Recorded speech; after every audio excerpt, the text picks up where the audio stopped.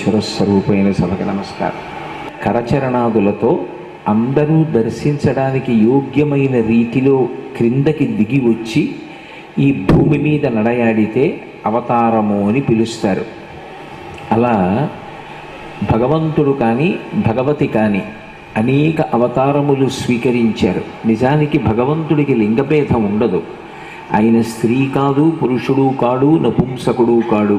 భాగవతంలో పోతన గారు ఒక మాట అంటారు, స్త్రీ పురుష నపుంసక మూర్తియును కాక తిర్య కమర నరాది మూర్తియును కాక కర్మ గుణభేద సదసత్ప్రకాశితాక వెనుకనన్నియుతానగు విభుతలంతు అంటారు. నిజానికి ఈశ్వరుడు ఒక రూపాన్ని పొందినటువంటి వాడు కాడు. సర్వవ్యాపకుడైనటువంటి పరమాత్మ అవతారంగా రావడానికి కారణం ఏమిటి అన్నది తానే చెప్పాడు భగవద్గీతలో. పరిత్రాణాయ సాధూనాం వినాశాయ చ దుష్కృతాం ధర్మ సంస్థాపనార్థాయ సంభవామి యుగే యుగే. అందులో ఆయన రావడానికి కారణం పరిత్రాణాయ సాధూనాం, పరమ భాగవతోత్తములైనటువంటి వారు, భగవంతుణ్ణి నమ్ముకుని బ్రతికేటటువంటి వారు, అంతటా నిండిపోయినటువంటి భగవత్ చైతన్యాన్ని ఒక రూపంతో చూడాలి అని కోరుకుంటే వాళ్ళ యొక్క కోరిక తీర్చడం కోసమని ఒక రూపాన్ని ధరించి వస్తాడు. అలాగే వినాశాయచ దుష్కృతాం, ఎప్పుడెప్పుడు సమాజమును పాడు చేసేటటువంటి వ్యక్తులు, ధర్మ వ్యతిరేకమైనటువంటి స్వభావము కలిగినటువంటి వారు పెరిగిపోతారో అటువంటి వారిని సంహరించడం కోసం వస్తూ ఉంటాడు. మూడవది ధర్మ సంస్థాపనార్థాయ, లోకంలో ధర్మాన్ని స్థాపించడం కోసం, అధర్మాన్ని తొలగించడం కోసం ఆయన అవతార స్వీకారం చేస్తాడు. భగవంతుణ్ణి పురుషుడిగా చెప్పినా ఇదే కారణం. భగవద్గీతలో కృష్ణ భగవానుడిగా ఆయన ఎందుకు అవతార స్వీకారం చేస్తాడో చెప్పినా ఇదే కారణం. దేవీ భాగవతంలో అమ్మవారు కూడా ప్రతిజ్ఞ చేస్తుంది, తానిప్పుడు అవతారం తీసుకుంటుందో చెప్తుంది. యదా యదా హి సాధూనాం దుఃఖం భవతి దానవ తదా తేషాంచ రక్షార్థం దేహం సంధారయామ్యహం అంటుంది. ఇదే మాటలు భగవద్గీతలో కృష్ణుడు ఏం చెప్పాడో అవే మాటల్ని అమ్మవారు కూడా చెప్తుంది. ఎప్పుడెప్పుడు భగవంతుణ్ణి నమ్ముకున్నటువంటి వారు, ధర్మాన్ని నమ్ముకున్నటువంటి భక్తులకు ఇబ్బంది కలుగుతుందో, అధర్మాత్ములైనటువంటి వారి చేత ధర్మాత్ములైన వారికి క్లేశం కలుగుతుందో, అప్పుడప్పుడు భక్తి తత్పరుల్ని, ధర్మాత్ముల్ని రక్షించడం కోసం, ధర్మ సంస్థాపన చెయ్యడం కోసం దేహం సంధారయామ్యహం, నేను ఒక రూపాన్ని ధరిస్తూ ఉంటాను అంటుంది. కాబట్టి మీరు భగవంతుడు అనండి, భగవతి అనండి, తత్వతః వాటిలో భేదమేమీ ఉండదు. ఉన్నది ఆ ఒక్క పదార్థమే. ఆ ఒక్క పదార్థము అనేకముగా మారుతూ ఉంటుంది. మారడానికి కారణం మాత్రం ఈ మూడు వినా ఇంకొకటి ఉండదు. అలా అమ్మవారు కూడా అనేకమైనటువంటి అవతారములు స్వీకరించింది. ఇందులో మీరు గమనించవలసినటువంటి విశేషమేమి అంటే, అమ్మవారు ఎప్పుడు అవతారం తీసుకున్నా ఎవ్వరికో ఒకరికి కుమార్తెగా వస్తుంది. తనని నమ్ముకున్నటువంటి పరమ భాగవతోత్తములైనటువంటి వారికి ఉపకారం చెయ్యడం కోసం, వారి ద్వారా సమాజాన్ని సంరక్షించడం కోసం ఆమె కుమార్తెగా వస్తుంది తప్ప ఆమె భర్త మాత్రం ఎప్పుడూ భగవంతుడి తప్ప భర్తృస్థానంలో మాత్రం ఎవ్వరూ ఆమె పక్కన అభిలషించకూడదు. అసలు అటువంటి పాపపుట ఆలోచన రాకూడదు. శంకరాచార్యుల వారు సౌందర్యలహరి చేస్తూ శివే శృంగారార్ధ్రా తదితరజనే కుచ్చనపరా అంటారు. అమ్మవారికి పరమశివుడి పేరు చెప్పేటప్పటికీ కన్నులు శృంగార రసంతో తడి పొందుతాయిట. అంటే ఆమె యొక్క శృంగార భావన ఎప్పుడూ భగవంతుని యందే. అందుకే చిదంబర క్షేత్రంలో ఆమె శివకామ సుందరి, అంటే పరమశివుడి చేత ఆమె అందము చూడబడుతుంది. నా భార్య అందగత్తే అన్న భావనతో చూసేవాడెవరంటే పరమశివుడు ఒక్కడే. ఆమె అందము చేత మనస్సు ఉద్రేకం పొందేది ఒక్క శంకరుడికే. మనకందరికీ ఆమె అఖిలాండేశ్వరి, ఆమె అమ్మ. మీకు ఇంకా తేలికగా అర్థమయ్యేటట్టు చెప్పాలి అంటే మా తల్లిగారిని కామదృష్టితో చూసే అధికారం మా తండ్రి గారిది ఒక్కరిదే. కానీ మా అమ్మ అన్న భావన నాకు కలగగానే లోపల కలిగిన కామవికారం కూడా వెనక్కి వెళ్ళిపోతుంది. మాతృభావన చెయ్యగానే కామవికారం కూడా వెనక్కి వెళ్ళిపోతుంది. అందుకే భగవతి మనకి తల్లి, పరమేశ్వరుడికి ఇల్లాలు. అందుకే ఆమె శివకామ సుందరి. అదే తల్లి జంబుకేశ్వరంలో అఖిలాండేశ్వరి, మనకందరికీ అమ్మ, శంకరుడికి ఇల్లాలు. ఎందరినో అనుగ్రహించడానికి ఆవిడ ఎన్నో అవతారాలు పొందింది. మళ్ళీ వేరొక పేరు పెట్టుకుంటే మనం అలా ఒక వ్యక్తిని అనుగ్రహించి కుమార్తెగా నేను వచ్చాను అన్న విశేషాన్ని మరిచిపోతామేమోనని ఎవరిని అనుగ్రహించి వచ్చిందో వారి పేరే పెట్టుకుంది. ఒకానొకప్పుడు కాత్యాయన మహర్షిని అనుగ్రహించి ఆయన కుమార్తెగా వచ్చింది, కాత్యాయని అని పేరు పెట్టుకుంది. జనక మహారాజును అనుగ్రహించి వచ్చింది, జానకి అని పేరు పెట్టుకుంది. భృగు మహర్షిని అనుగ్రహించి వచ్చింది, భార్గవి అని పేరు పెట్టుకుంది. అలాగే పర్వతరాజైన హిమవంతుణ్ణి అనుగ్రహించి వచ్చింది, పార్వతి అని పేరు పెట్టుకుంది.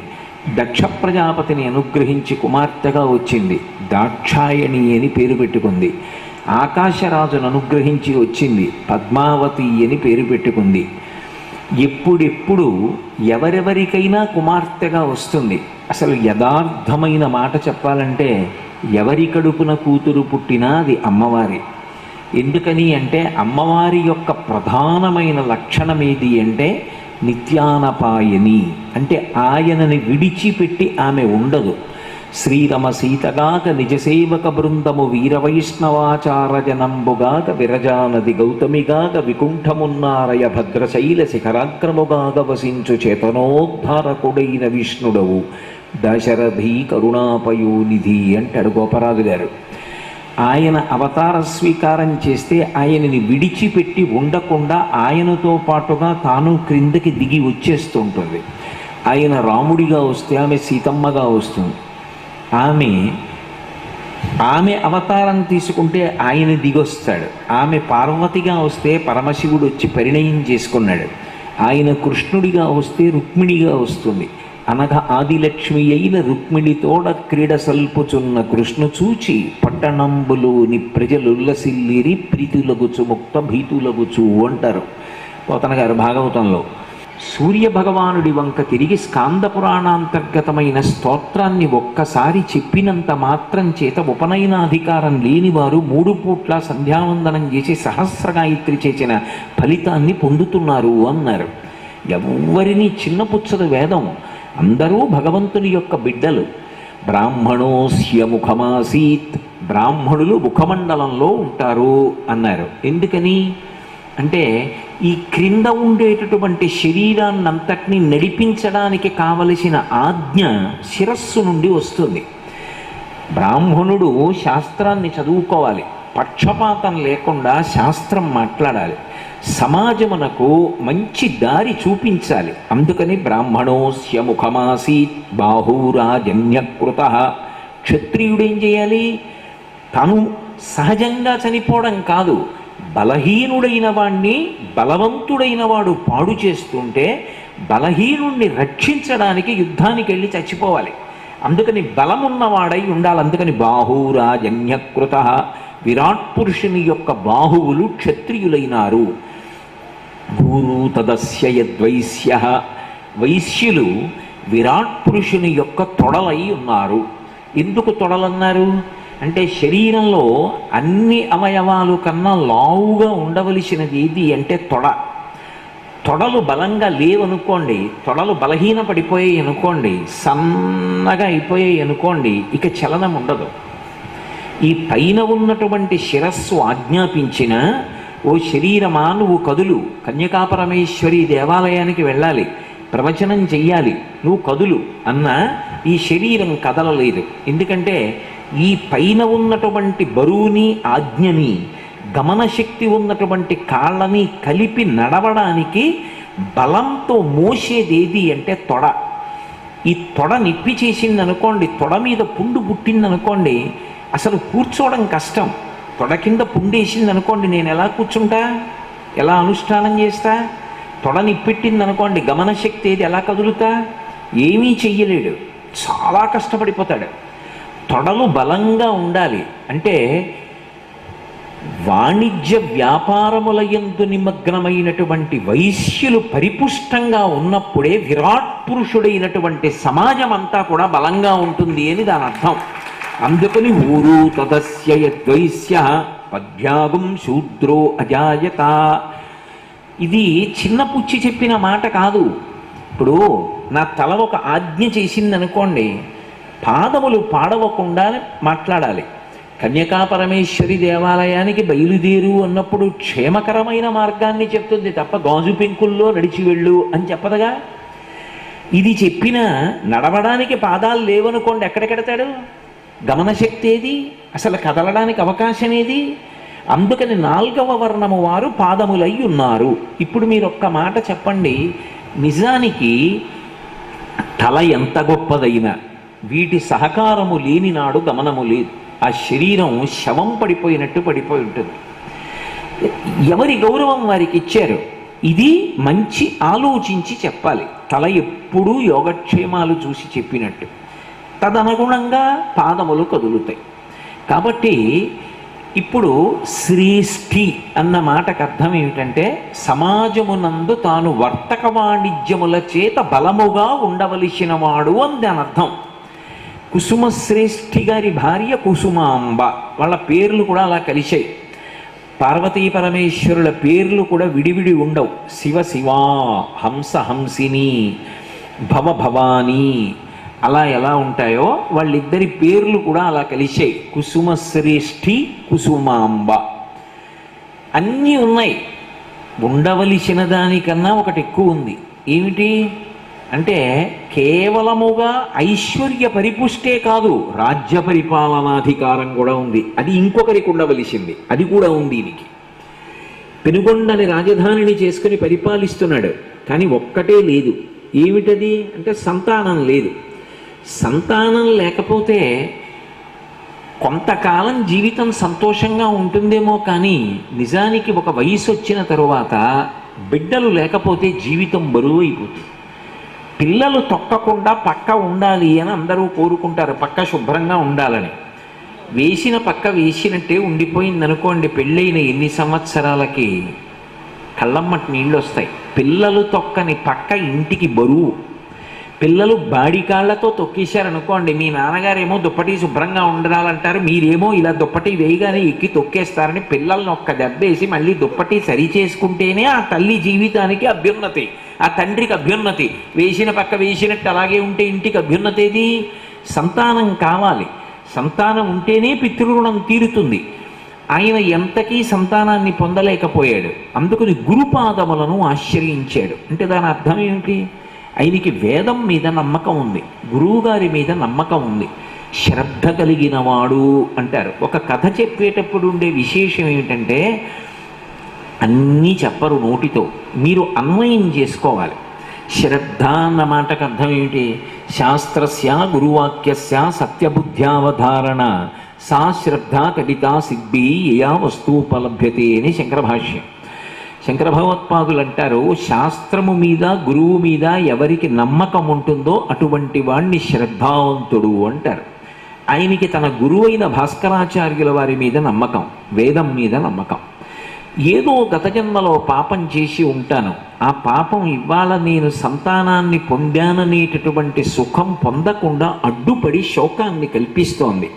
ఆ పాపం పోగొట్టుకోవడానికి మార్గం ఏమిటి అని గురువుగారి పాదములు పట్టుకున్నాడు, దశరథుడు పట్టుకున్నట్టు. ఆయన అన్నారు, నీకు సంతానం కలగడానికి పుత్రకామేష్టి చెయ్యి. ఇప్పుడు భాస్కరాచార్యుల వారి ఆధ్వర్యంలో పుత్రకామేష్టి చేశాడు. ఆ పుత్రకామేష్టి అంతా పూర్తయిన తరువాత అందులోంచి యజ్ఞపురుషుడు సాకార రూపాన్ని ధరించి పైకి వచ్చాడు. యజ్ఞపురుషుడు అన్న మాటకు అర్థం ఏమిటంటే శ్రీ మహావిష్ణువే, ధన్వంతరీ స్వరూపమే యజ్ఞప్రసాదం ఇవ్వడానికి పైకొస్తుంది. బంగారు పాత్ర మీద వెండి మూత పెట్టి పాయసాన్ని కానీ ఫలాన్ని కానీ అనుగ్రహంగా కటాక్షిస్తుంది యజమాని. అందుకని ఇప్పటికీ పుత్రకామేష్టి ఎక్కడైనా చేస్తే ఆ పాయసాన్ని ప్రసాదంగా ఇస్తూ ఉంటారు. ఆ రోజులలో యజ్ఞపురుషుడే స్వయంగా పైకొచ్చి ఇస్తూ ఉండేవాడు. కాబట్టి ఆ యజ్ఞపురుషుడు పాయస పాత్రనివ్వలేదు రామాయణంలో ఇచ్చినట్టు, ఒక ఫలాన్ని ఇచ్చాడు. ఫలమిచ్చుట అన్న మాటకు అర్థం ఏమిటంటే నీవు కోరినది తీరబోవుచున్నది అని దాని అర్థం. కాబట్టి ఇప్పుడు నీ కోరిక తీరుతుంది. ఇదిగో నువ్వు యజ్ఞం చేశావు కదూ, నేను ఫలితం ఇస్తున్నాను, ఫలితమే ఫలము. కాబట్టి ఒక పండు చేతిలో పెట్టాడు. ఇప్పుడు ఆ పండుని మహారాజు తన భార్య, మహారాజు అంటే అక్కడ కుసుమ శ్రేష్ఠి అని, ఆయన భార్యకి ఇచ్చాడు. ఇప్పుడు భగవద్ అనుగ్రహము ఆమె యందు ప్రవేశించింది, ఆయన ప్రసాదాన్ని స్వీకరించాడు. ఇప్పుడు సంతానం కలగకుండా అడ్డొచ్చినటువంటి ప్రతిబంధక స్వరూపమైనటువంటి పాపము ఈ ఫలము వలన తొలగిపోయింది. తొలగిపోయిన తరువాత సంతానము కలుగుతుంది. కాబట్టి సహజంగా సంతానము కలిగింది. హోమం చేస్తే అమ్మవారు ఎన్నోసార్లు భగవతియే స్వయంగా ప్రత్యక్షమైంది. ఇక్కడే కదూ, ఇదే రాష్ట్రంలో ఒకప్పుడు మలయధ్వజ పాండ్యన్ ఆయన హోమం చేశాడు పిల్లలు లేకపోతే. అగ్నికుండంలోంచి 3 సంవత్సరముల పిల్లగా ఎగిరి దూకి తల్లి తొడ మీద కూర్చుంది. మీనాక్షి పరదేవత, మధురైలో మీనాక్షి పుట్టడం కాదు, అగ్నికుండంలోంచి పైకి లేచింది. 3 సంవత్సరాల వయసున్న పిల్లగా మలయధ్వజ పాండ్యన్ భార్య ఎడమ తొడ మీదకొచ్చి కూర్చుంది. మీనాక్షి అని పేరు పెట్టారు.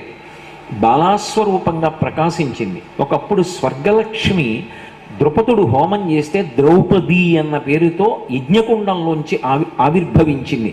అందుకే ఆవిడికి యాజ్ఞసేవి అని పేరు భారతంలో, యజ్ఞకుండంలోంచి వచ్చింది కాబట్టి. అలా ఇక్కడ యజ్ఞపురుషుడు ఇచ్చినటువంటి ప్రసాద స్వరూపమైన ఫలాన్ని స్వీకరించిన కారణం చేత వారికి 2 కుమారులు కలిగారు. ఆ ఒక కుమారుడు ఒక కుమార్తె, 2 కుమారులు కాదు, 2 సంతానం కలిగారు. ఒకరు కుమారుడు ఒకరు కుమార్తె, పూర్ణమైపోయి. ఎందుకని? ఒక్క కొడుకున్నాడు అనుకోండి, అది పూర్తి తృప్తి కాదు. ఒక్క కూతురు ఉందనుకోండి, పూర్తి తృప్తి కాదు. ఎందుచేత? కూతురుండి కొడుకు లేడనుకోండి, కూతురు 2 వంశాలని తరింపచేస్తుంది, కానీ ఒక ఇబ్బంది ఉంటుంది. తన తర్వాత తన ఇంట్లో పూజా మందిరానికి పూజ చేసేవాడు ఉండడు. కేరళలో ఇప్పటికీ ఒక సంప్రదాయం ఉంది. తండ్రి ఆస్తిని విభాగం చెయ్యడు. సింహాసనం తండ్రి చేత పూజింపబడుతుంది. ఇంట్లో సింహాసనం పెద్ద కొడుకు వెళ్ళిపోతుంది, ఆస్తిలో సింహభాగం కూడా పెద్ద కొడుకు వెళ్ళిపోతుంది. ఎందుకంటే సింహాసనం ఆయనది కాబట్టి అతిథి పోషణము బంధు పోషణము ఆయనది. సింహభాగం ఇచ్చేస్తారు. సింహాసనం విషయంలో తగాదా ఉండదు, పెద్దవాడికి వెళ్ళిపోతుంది సింహాసనం. అప్పుడు ఏమవుతుంది? ఆ గోత్రంతో జరుగుతుంది పూజ. కొడుకు లేడనుకోండి, పూజ ఆగిపోతుంది. అందుకు కొడుకు కావాలంటారు తప్ప పున్నామ నరకం నుండి తప్పిస్తాడు, శ్రాద్ధకర్మ చేస్తాడు. కూతురిని చేయకపోవచ్చు, కానీ 2 వంశములను తరింపచేస్తుంది. సీతమ్మ విదేహ వంశాన్ని ఇక్ష్వాకు వంశాన్ని తరింప చెయ్యగలదు. అందుకే పాణిగ్రహణం చేసినప్పుడు జాగ్రత్త చెప్తారు. వివాహం జరుగుతున్నప్పుడు చెయ్యి పట్టుకోమంటారు. రామాయణ కాలంలో అయితే జీలకర్ర బెల్లం కళ్ళల్లోకి చూసుకోవడం ముహూర్తం కాదు, పాణిగ్రహణమే ముహూర్తం.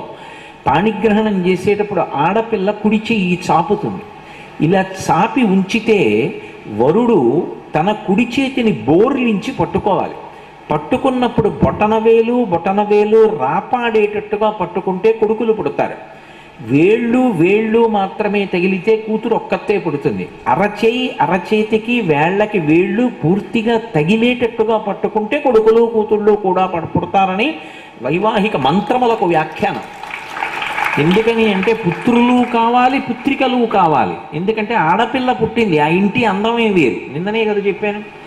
చక్కగా ఆ కన్యాదానం చేయడం, ఆడపిల్ల ఇంటికి రావడం, పురిటికి రావడం, మనవలు మునిమనవలు, ఆ ఆడపిల్ల ప్రేమ, అదో సంతోషం.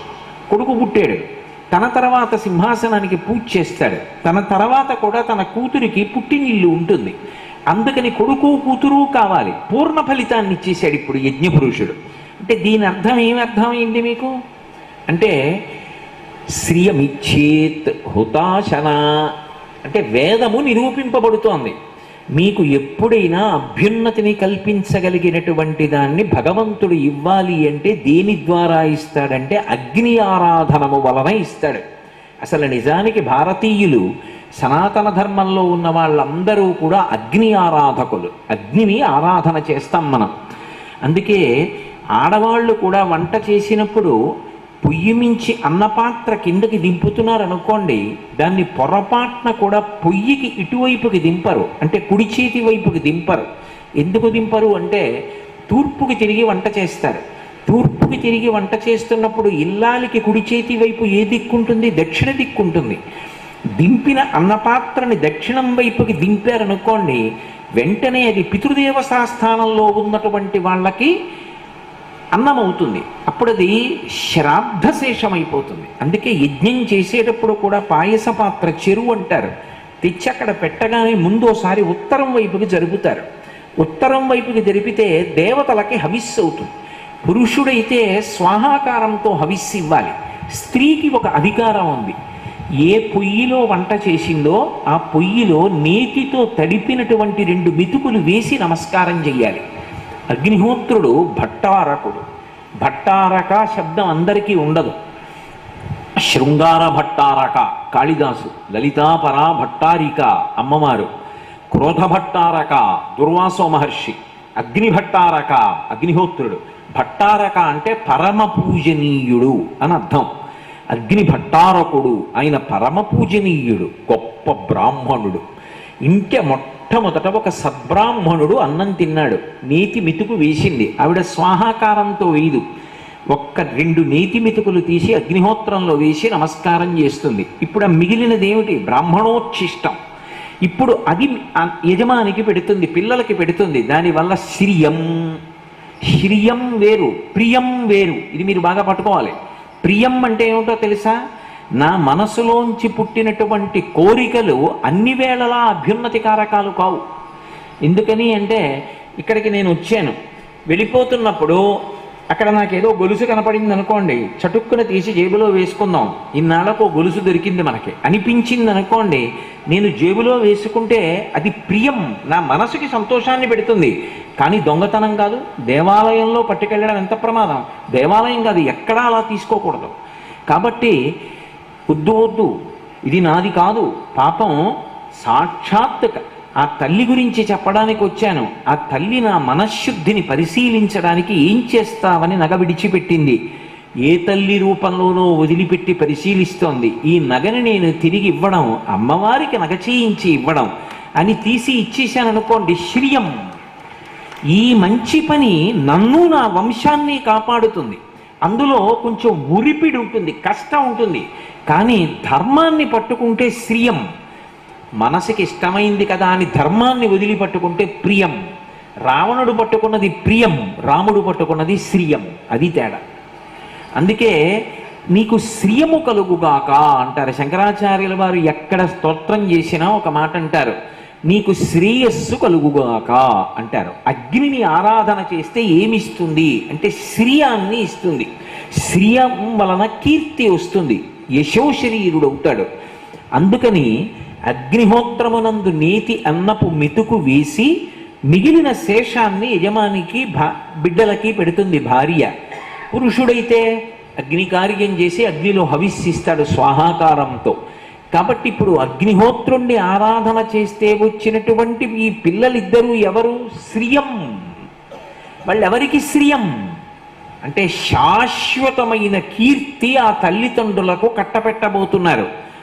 అంటే ఎక్కడెక్కడ ఎప్పుడెప్పుడు వాసవి కన్యకా పరమేశ్వరి అమ్మవారి దేవాలయం ఉన్నా అక్కడికి వెళ్ళి నమస్కారం చేసినప్పుడల్లా వాళ్ళ మూర్తులు అక్కడ ఉన్నా లేకపోయినా ఎవరిని స్మరిస్తారంటే కుసుమశ్రేష్ఠిని కుసుమాంబని స్మరిస్తారు.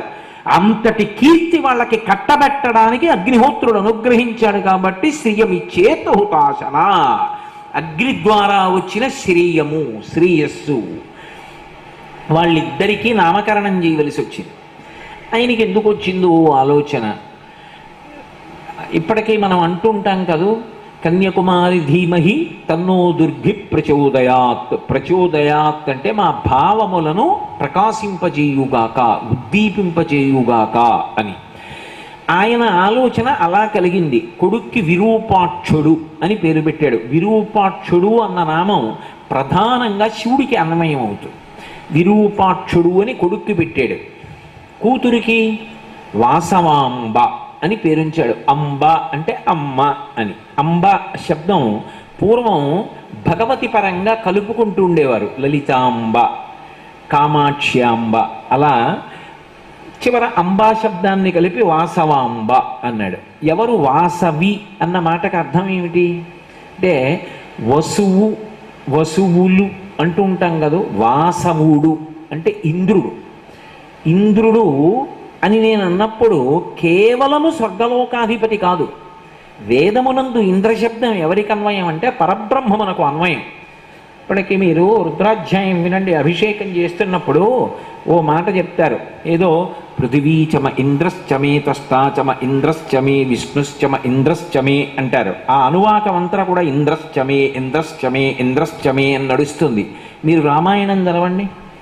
అస్తమానం రాముణ్ణి ఇంద్రశబ్దంతో పిలుస్తారు వాల్మీకి మహర్షి. ఇంద్రశబ్దం పరబ్రహ్మస్వరూపం వేదంలో.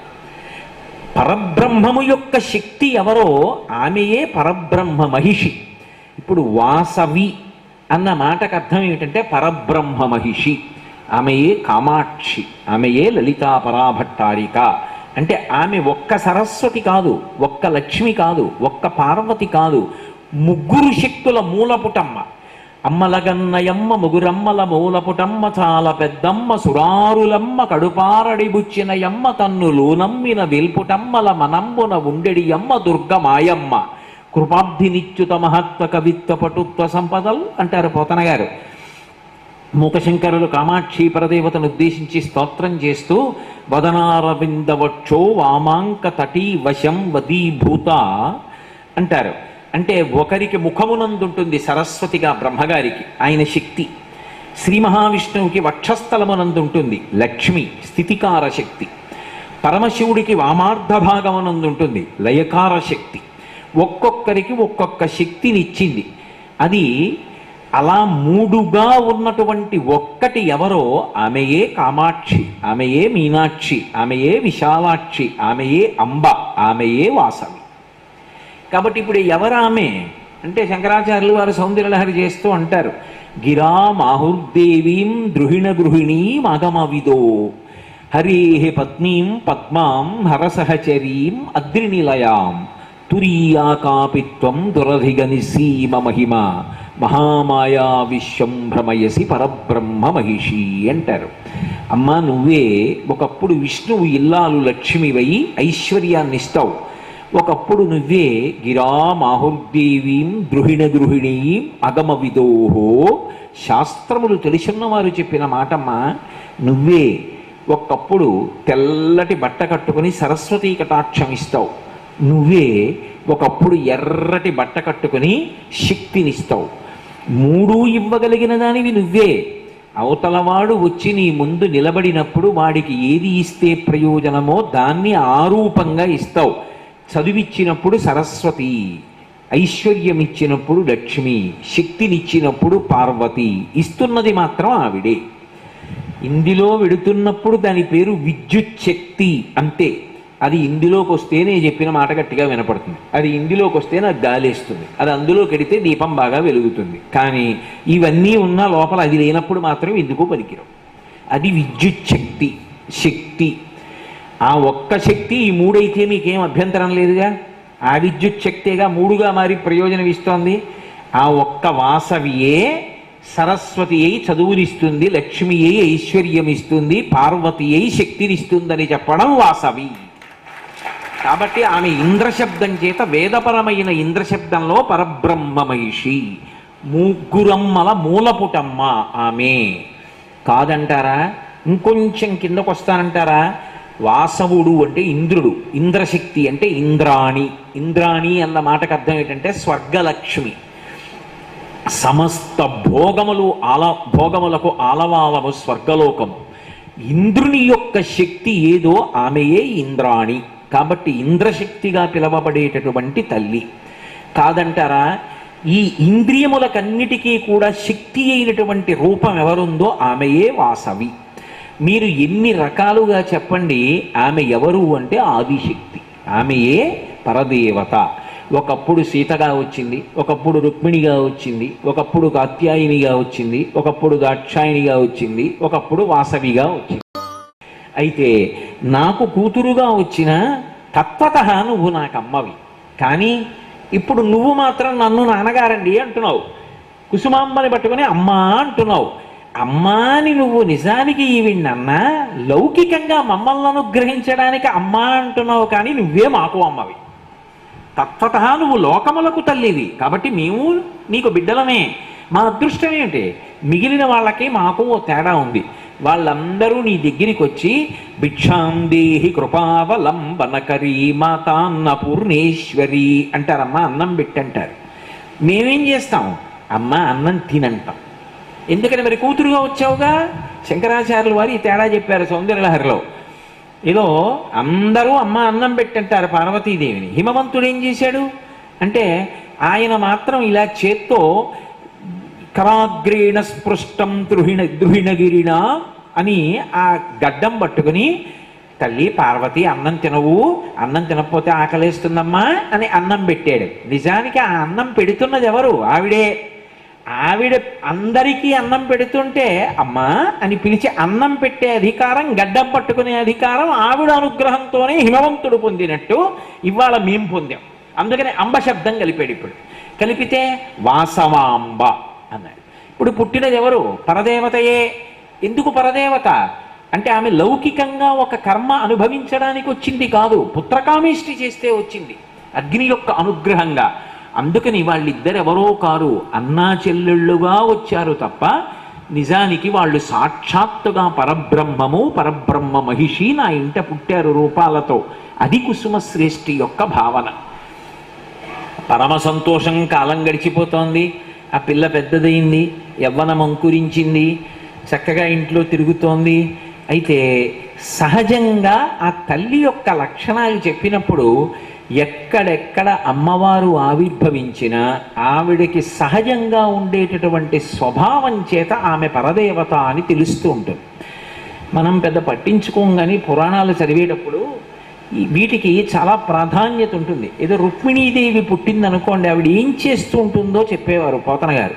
పెర్వేర బొమ్మల పెండిండ్లు చేయుచు నబలలతోడ వియ్యంబులుందు గుజ్జనగూళ్లను కొమరొప్ప వండించి చెలులకు పెట్టించు చెలువ మెరసి రమణీయ మందిరా రామదేశములందు పువ్వు తీగలకను ప్రొదివెట్టు సదమలమణిమయ సౌదభాగములందు లీలతో భర్మడోలికలనూగు బాలికలతోడ చలరేగి బంతులాడు బరిహి సంఘంబులకు మురిపమ్ములు గరపు శారికాకీర పంక్తికిని చదువు చెప్పు అంటారు.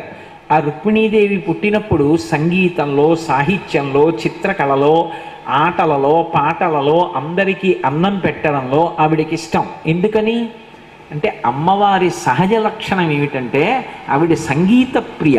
నిన్న సభలో మీతో నేను మనవి చేశాను కదా, శంకరాచార్యుల వారు మీనాక్షి పరదేవత గురించి చెప్తూ ఒక మాట అంటారు. వీణా వేణు మృదంగ వాజ్యరసికాం నానా విధాడంబికాం మీనాక్షీం ప్రణతోస్మి సంతతమహం కారుణ్యవారాన్నిధిం అంటారు. కారుణ్యమునకు నిధి అయినటువంటి ఓ మీనాక్షి, నీకు వాద్యముల యొక్క గోష్ఠి అంటే చాలా ఇష్టమమ్మా, వాద్యగోష్ఠి ఎందు అంటారు. అలా ఆ తల్లికి సంగీతమునందు చాలా ప్రీతి. సామగాన ప్రియా అని కదా లలితా సహస్రం. చిన్నతనం నుంచి వాసవాంబ కూడా ఏం చేస్తుండేది అంటే సంగీతాన్ని వినేది, సంగీతం పాడేది, చెలికత్తెలకి సంగీతం చెప్పేది. ఆమె నడిచి వెడుతుంటే ఆమె యొక్క నడకలను చూసి హంసలు నడకలు నేర్చుకుంటుండేవి. ఎందుకని మరాళి మందగమన. అసలు రహస్యం ఏమిటి, యోగులు ఊపిరి తీసి ఊపిరి విడిచిపెడుతున్నప్పుడు భావసమాధిలో వాళ్ళ దగ్గర అమ్మవారు కదిలి వెడుతున్నప్పుడు అమ్మవారి పాదములకు పెట్టుకున్నటువంటి మంజీరముల యొక్క శబ్దములు వాళ్ళకి వినపడతాయి. అది యోగి వింటాడు. అందుకే అటువంటి మహాపురుషులు ఎక్కడుంటారో అటువంటి గదులలో సువాసనలు వస్తాయి. ఎందుకంటే అమ్మవారు తిరుగుతోంది అని గుర్తేమిటంటే ఆ సువాసనే. శంకరాచార్యులు వారు సౌందర్యలహరిలో చెప్తారు ఆ రహస్యం.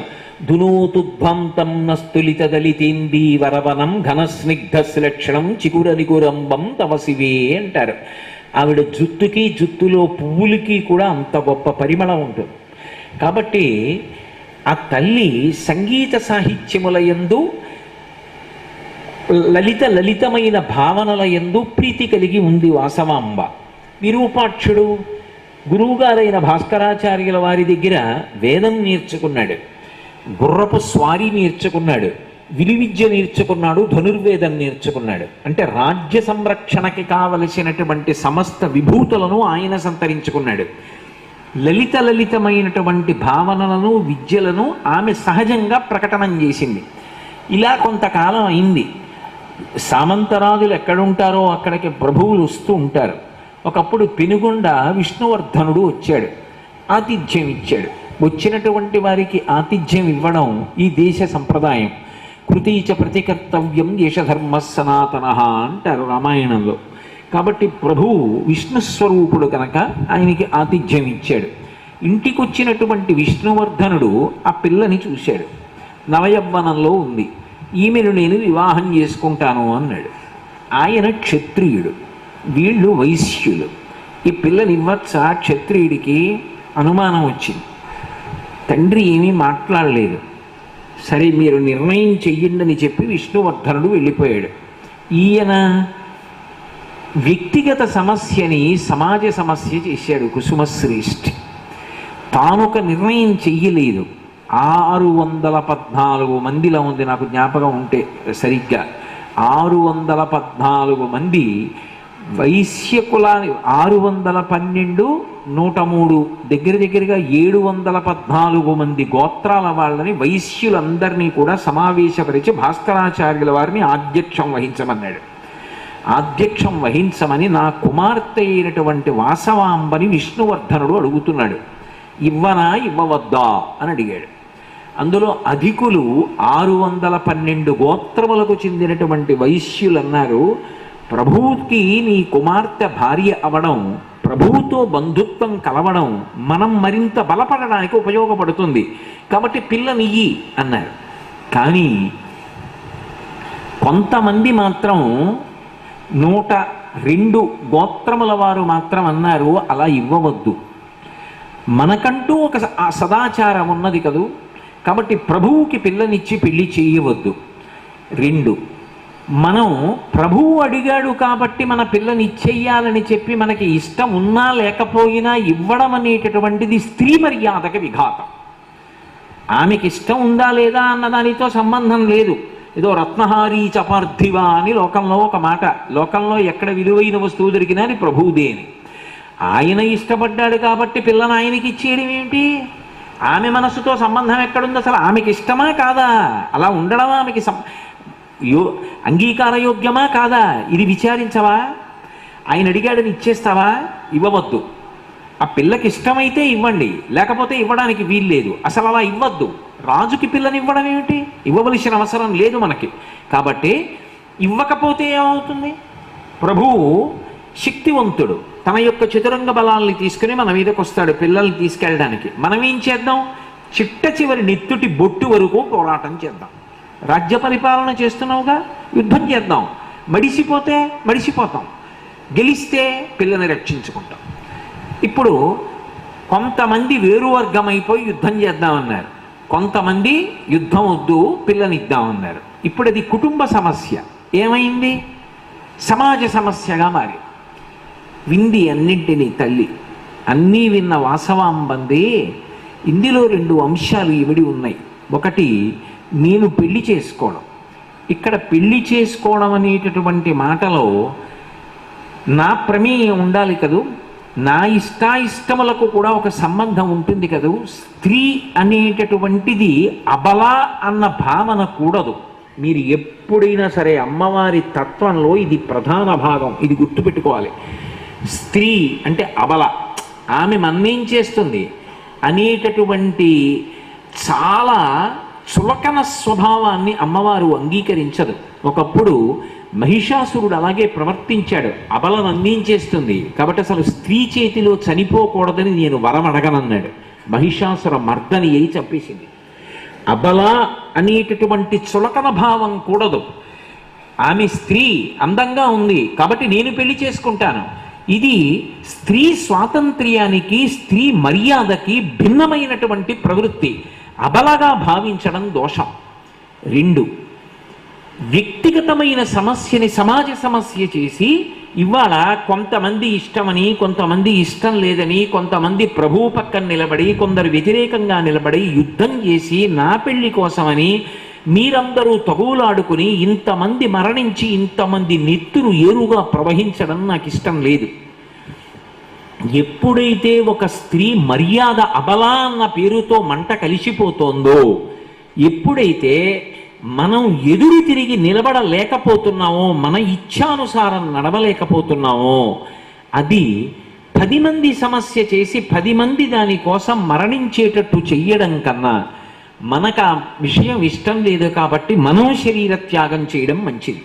కాబట్టి నేను గోదావరి నదీ తీరంలో బ్రహ్మకుండం దగ్గర అగ్నికుండాన్ని ఏర్పాటు చేసుకుని అందులోకి ప్రవేశిస్తాను. నేను మీకు మొట్టమొదటి చెప్పాను, దాక్షాయణీ స్వరూపంగా సతీదేవిగా శరీర త్యాగం చేస్తూ ఆమె ఏ సందేశం ఇచ్చిందో ఈ అవతారంలో కూడా ఒక సందేశాన్ని ఇవ్వడానికి వచ్చింది.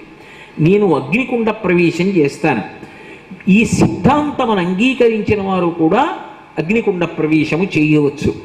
102 గోత్రముల వారు అగ్నికుండములను ఏర్పాటు చేసుకున్నారు. తల్లిది ఒకటి, 103 అగ్నికుండాలు.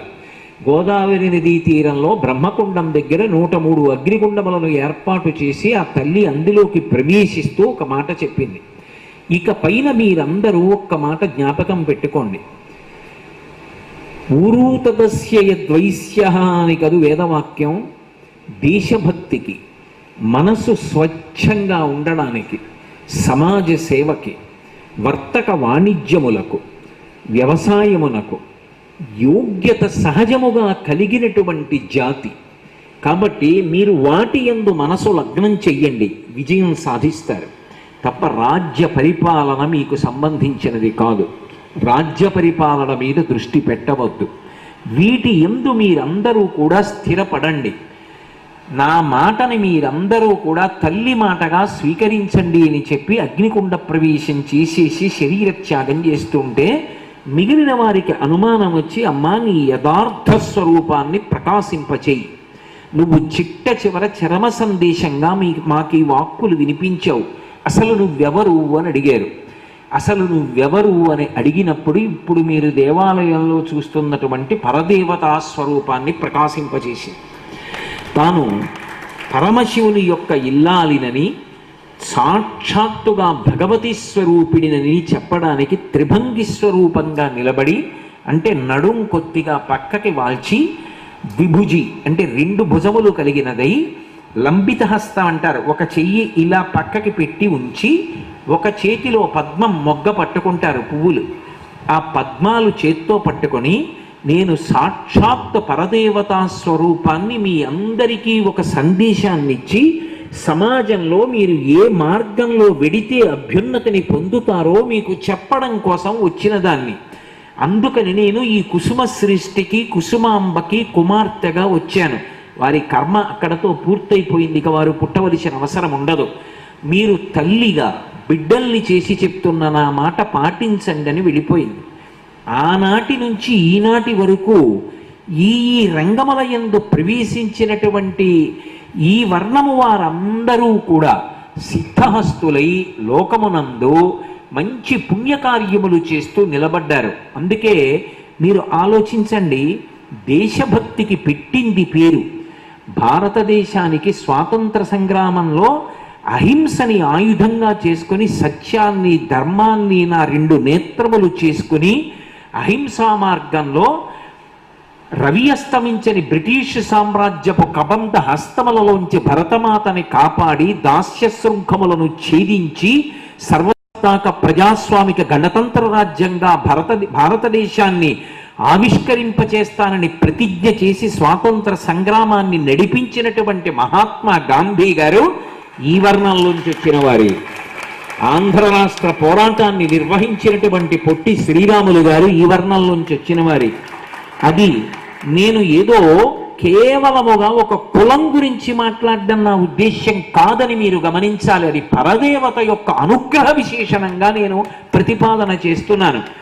దేశభక్తి ఎందు తిరుగు లేకుండా ఉండగలరు, మనసు అంత స్వచ్ఛంగా ఉండగలదు. అందుకే అంత పెద్ద స్వాతంత్ర సంగ్రామం చేసిన ఒక్క క్షణం ఖాళీ లేకుండా మహానుభావుడు స్వాతంత్ర సంగ్రామంలో పాల్గొన్న, ఒక కొల్లాయి గుడ్డ కట్టుకున్న, ఇప్పటికీ జాతిపితయై ఎప్పటికీ భారతీయులందరికీ కూడా తండ్రి స్థానంలో నిలబడినటువంటి కీర్తి సంపాదించుకున్న మహాపురుషుడు మహాత్మా గాంధీ గారు. ఈ దేశానికి ఎవరొచ్చినా రాజ్ఘాట్కి వెళ్ళి ఆయనకి నివాళి సమర్పిస్తారు. అటువంటి మహాత్మా గాంధీ గారు ఈ దేశానికి స్వాతంత్రం తీసుకొచ్చారు. అంతటి మహానుభావుడు ఎంత స్వచ్ఛమైన మనసు లేకపోతే ఇన్ని కోట్ల మంది శరీరాలు విడిచిపెడుతున్నారు. శరీరం విడిచిపెడుతున్నప్పుడు భగవన్నామం చెబుతూ వెళ్ళిపోగలిగినటువంటి అదృష్టాన్ని ఎంతమంది పొందుతున్నారు.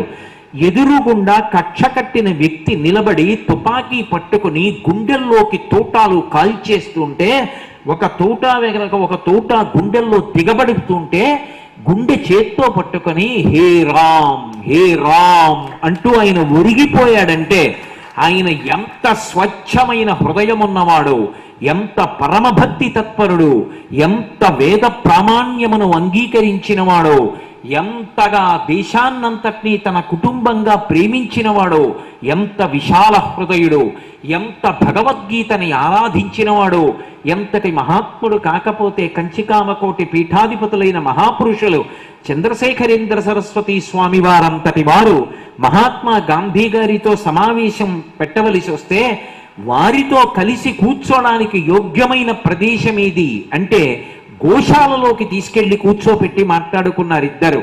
అంటే ఒక గోవు పట్ల, గోశాల పట్ల అంత పవిత్ర భావన కలిగినటువంటి వారు గాంధీ గారు. ఇవాళ జాతి పితగా నిలబడ్డారు. నిన్నగాక మొన్న కాదు, అక్టోబర్ 2 వారి యొక్క జన్మదినాన్ని మనందరం నిర్వహించాం. ఈ దేశపు ఊపిరిలో గాంధీ గారు ఉన్నారు. ఆయన సాక్షాత్ వాసవి కన్యకా పరమేశ్వరి అనుగ్రహంతో జన్మించినవాడు అని చెప్పడంలో నాకు మాత్రం ఏ విధమైనటువంటి అనుమానం లేదు. అంత స్వచ్ఛమైనటువంటి మనసు కలిగిన వాడు పొట్టి శ్రీరాములు గారు. అందుకే మీరు పొట్టి శ్రీరాములు గారి జీవిత చరిత్ర చదివితే కొన్ని విశేషాలు కనపడతాయి. మహాత్మా గాంధీ గారు ఎప్పుడైనా నడిచి వెడితే ఆయన వెనక నడిచేవారు అందరూ. పొట్టి శ్రీరాములు గారు ఒక్కరూ మాత్రం గాంధీ గారి ముందు నడిచేవారు. ఒకప్పుడు ఆయన పాదయాత్ర చేస్తుంటే పొట్టి శ్రీరాములు గారు ముందు నడుస్తుంటే ఆ పక్కన ఉన్నటువంటి కార్యకర్తలు చూసి అందరూ గాంధీ గారి వెనక వెడితే ఈయనేమిటి ఎప్పుడు ముందు నడుస్తూ వెడుతుంటాడు, కాబట్టి అలా ముందు నడవకుండా ఆయన ఆపండి అన్నారు. గాంధీ గారు వెంటనే ఆపి అన్నారు, ఆయనది పరమ స్వచ్ఛమైన మనస్సు, ఆయనని నడవనివ్వండి అన్నారు. ఎంతమంది దేశభక్తులు పుట్టారు. ఎక్కడికి వెళ్ళండి, ఏ దేవాలయాన్ని పునరుద్ధరించినా, ఎక్కడ అన్నదాన సత్రం ఉన్నా, ఎక్కడ దేవాలయాల్లో పెద్ద పెద్ద నగలు చేయించినా, సమాజంలో ఎక్కడ యజ్ఞ యాగాది క్రతువులు జరిగినా, ఎక్కడ ఏ ఆశ్రమాలు నిలబడినా, ఎక్కడ వేదాంత గోష్ఠి జరిగినా, ఎక్కడ మహాత్ముల్ని ఆదరించినా, ఎక్కడ ఆర్థికంగా పరిపుష్టి లేని వారికి దానాలు చేసి కాపాడిన, ధార్మిక కార్యక్రమాల్లో ముందున్న, ఆనాటి నుంచి ఈనాటి వరకు మీరందరూ దేశ చరిత్రలో శాశ్వతమైన కీర్తి గణించి అలా నిలబడ్డారు. నా ఉద్దేశ్యం, మీరు అలా ఉంచుకోగలిగారు, వర్తక వాణిజ్య రంగముల యందు వృద్ధి సాధించగలిగారు అంటే అది కేవలము వాసవి కన్యకా పరమేశ్వరి మీకు జనని అయి అనుగ్రహించినటువంటి ఒక మహాద్భుతమైనటువంటి వరం. అందుకే ఆమె వారికి అందరికీ కూడా కులదేవత అయింది. కులదేవత అన్న మాటకు అర్థం ఏమిటంటే పరంపరాగతంగా సింహాసనంలో ఆమెయే ఉండాలి, ఆమెనే అర్చించాలి, ఆమె దేవాలయాన్ని విస్మరించకూడదు. ఇష్టదేవత వేరొకరు ఉండొచ్చు. మీరు రామాయణం చదువుకుని రాముడు మీకు ఇష్టదేవత కావచ్చు, లేకపోతే వేరొకరు ఇష్టదేవత కావచ్చు. సింహాసనంలోంచి కులదేవతని తీసేసే అధికారం మాత్రం లేదు. మొదటి పూజ కులదేవతకి, మొదటి దర్శనం కులదేవతకి, మొదట ప్రాణాలు కింద కాపాడుకోవలసింది ఎవరిని అంటే ఈ వాసవి కన్యకా పరమేశ్వరి దేవాలయాన్ని, ఈ చరిత్రని, ఈ సంప్రదాయాన్ని, ఈ అమ్మవారిని అమ్మవారి పూజని, అమ్మవారి దేవాలయాల్ని మొట్టమొదట కాపాడుకోవలసినటువంటి సంప్రదాయము మీది. వాసమాంబకి సోదరుడుగా వచ్చినటువంటి విరూపాక్షుడు ఇక పైన మనం రాజ్య పరిపాలన జోలికి వెళ్ళవద్దు. రాజ్య పరిపాలన జోలికి వెళ్లకుండా లబ్ధ ప్రతిష్ఠులమై వర్తక వాణిజ్య రంగముల యందు స్వచ్ఛమైన హృదయంతో దేశభక్తితో రాణిద్దామని నిర్ణయం చేసి తన వారినందరినీ కూడా ఆ రంగం వైపు పయనింపచేశాడని, ఆనాటి నుండి ఈనాటి వరకు వాసవీ కన్యకా పరమేశ్వరి, కన్యక అంటే మీకు ఇందాక మనవి చేశాను కదా, ధీరా కులవతి, గొప్ప బుద్ధి కలిగి నిర్ణయం చేసి కాలంతో సంబంధం లేకుండా తన బిడ్డల్ని కాపాడుకుంది. ఆమెయే పరమేశ్వరి. ఈశ్వరి అన్న శబ్దానికి అర్థం ఏమిటంటే సర్వజగన్నియామకురాలు. ఆమె ఒకరికి కోట్లు ఇచ్చిందనుకోండి, ఎందుకు ఇచ్చావని వాడు అడగడానికి వీల్లేదు. తీసేసిందనుకోండి, ఎందుకు తీశావని అడగడానికి వీల్లేదు. ఆమె సృష్టి స్థితి లయ చెయ్యగలిగినటువంటి స్వరూపిణి. మామూలు ఈశ్వరి కాదు, పరమ ఈశ్వరి.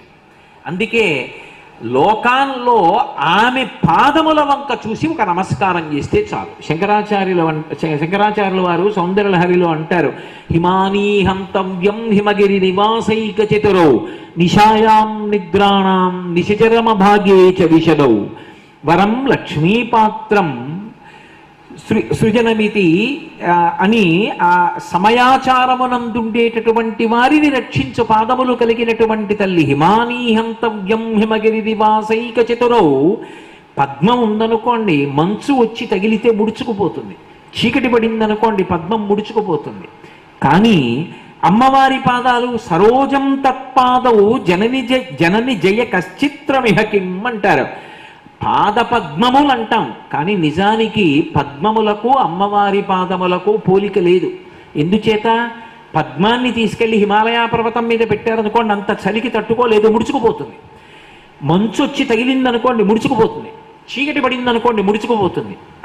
పద్మంలో లక్ష్మీదేవి కూర్చుంటుంది, కానీ అమ్మవారి పాదాలో హిమవంతుడికి కూతురు కాబట్టి ఎప్పుడూ హిమవత్ పర్వతం మీద తిరుగుతుంది, ముడుచుకుపోయాయా? మంచు వచ్చి తగులుతుంది, ముడుచుకుపోయాయా? చీకటి పడిపోతే అమ్మవారి పాదాలు ముడుచుకుపోయాయా? ఎప్పుడైనా ఏ కష్టంలో ఉండండి, ఒక్కసారి తలుచుకుంటే చాలు. నఖైర్నాక స్త్రీణాం కరకమల సంకోచతిభిః తరుణాం దివ్యానాం హసతి యువతే చండిచరణౌ ఫలాని స్వశ్చేభ్యః కిసలయకరగ్రేణ దదత దరిద్రేభ్యో భద్రాం శ్రియమనిశమహ్నాయ దదతౌ అంటారు. ఒక్కసారి ఆ పాదపద్మములను తలుచుకుని నమస్కరించినంత మాత్రం చేత ఎంత ఆపదలో ఉన్నవాణ్ణి అమ్మా అంటే చాలు చెయ్యిచ్చి పైకెత్తేటటువంటి తల్లి. కాబట్టి పరమ ఈశ్వరి ఆ తల్లి.